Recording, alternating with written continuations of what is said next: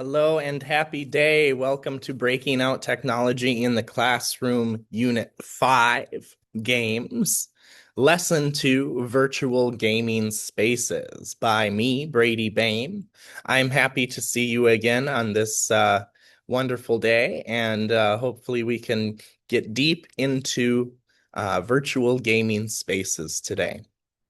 So today we're just continuing our unit on technology in the classroom by looking at virtual gaming spaces. We're going to explore how games have changed, not just what we play, but where we play and how we play together. This lesson is really about one big idea, and that is what counts as a shared space in today's digital world. So really, we're taking a look at the evolution of shared gaming spaces. We want to start with something simple, which is how gaming has changed over time. It used to be that if you wanted to play a game with someone, you had to be in the same room, whether that's a split screen video game, a board game, or even a LAN party on a computer. Then came online gaming, where online spaces people could connect virtual or remotely. And now we've actually moved into further virtual worlds where players don't just play together, they actually exist together in a shared digital space. So my question for you is, how many of you regularly play games with people who are not physically with you? Because being in the same room is no longer a requirement. In virtual spaces, we have a place now called the metaverse. And really, the metaverse is basically this blending of the physical and the virtual space into this shared experience. So, this integration of physical and virtual space.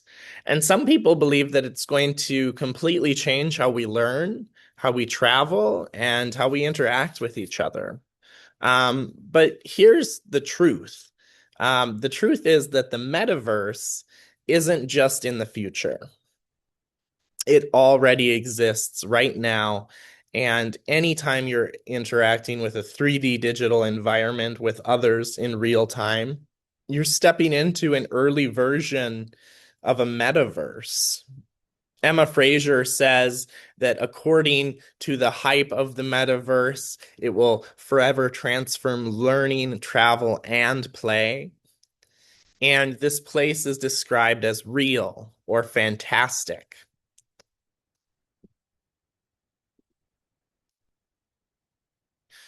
Before this word became a buzzword, games were already doing this. Massive multiplayer online games created spaces where people could meet and interact and represent themselves through avatars. Platforms such as virtual meeting spaces like Viverse, VR Chat, even Gather are places where people can meet, interact, and represent themselves through avatars. People go to these spaces to attend meetings, to go to events, or even visit museums. And not all of these spaces require a virtual reality headset. Some of these places just need a computer access. I want you to think about that. You can go somewhere without leaving your home. So really, we have to be asking ourselves the question, what is space? And does space have to be a physical place?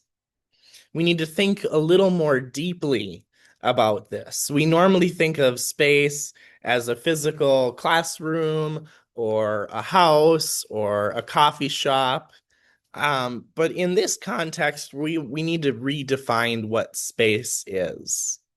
And we're trying to redefine space, at least in my opinion, as a collective environment where people interact. So the big question is, does a space have to be physical for the space to be real? Or is a virtual space just as valid of a space as a physical space?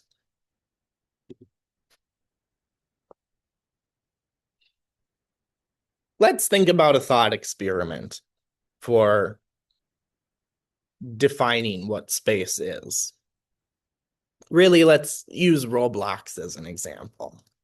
During COVID, there were many young people who stayed in touch with their high school friends through Roblox, which was one of the most successful proto-metaverse spaces. These people weren't just playing games, they were talking. They were hanging out and they were maintaining their friendships from school. We have a collective of people here who met in person, choosing a primitive metaverse type space simply to converse, simply to keep up on each other in their lives, and to have fun. Was that a real space? I think yes. And up to you, really, what you define as space for yourself.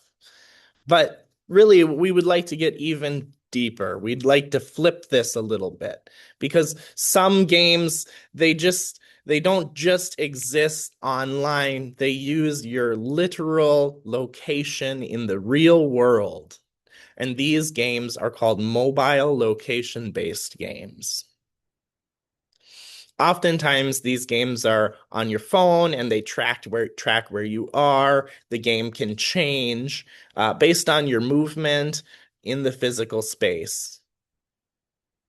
So now, according to this situation, we have somewhat of the opposite happening. Instead of bringing people into the virtual world, the game uses the real world as part of the game, blurring the lines between physical and digital space even more.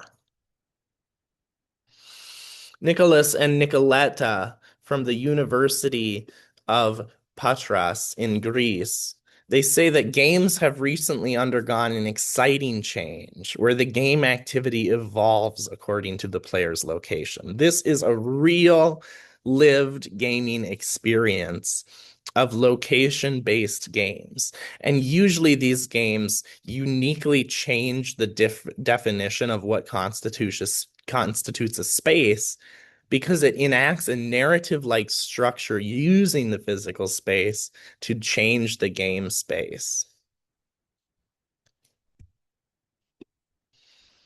As we find ourselves wrapping this up and thinking about what a space is, we should ask a couple questions on game space. So we should ask the question, how do game spaces influence or change the way that we play? Do we find ourselves playing differently when we're in a virtual space as opposed to when we're in a physical space? Is the immersion level the same? Then I want you to think about your favorite game. Is it a physical space, an online space, or a virtual space? Where does it take place? Lastly, what makes this game space your favorite? What makes it important to your experience? What makes a game worth coming to that space? So when we're thinking about game spaces, we're thinking about virtual game spaces, digital game spaces, and physical game spaces. We just need to be cognizant of the fact that games transcend many spaces and that we should be open to exploring those types of games. These are my sources that inform today's lesson, including some research on virtual spaces and location games. Thank you very much, and I hope you have a beautiful day. Talk to you later.